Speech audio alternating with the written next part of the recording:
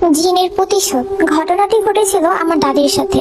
আমার দাদা ছিলেন একজন ওঝা টাইপের লোক। তিনি জিন তাড়াতে পারতেন। তিনি যখনই জিন তাড়াতে বাড়ির বাইরে যেতেন, তখনই তিনি শক্ত করে বাড়ির বন্ধক দিয়ে যেতেন, এবং সেই দিনটা আমাদের বাড়ি থেকে বের হওয়াটা পুরোই নিষেধ ছিল। তো একদিন দাদা খুব তাড়াহুড়ো করে জিন তাড়াতে রওনা হলেন।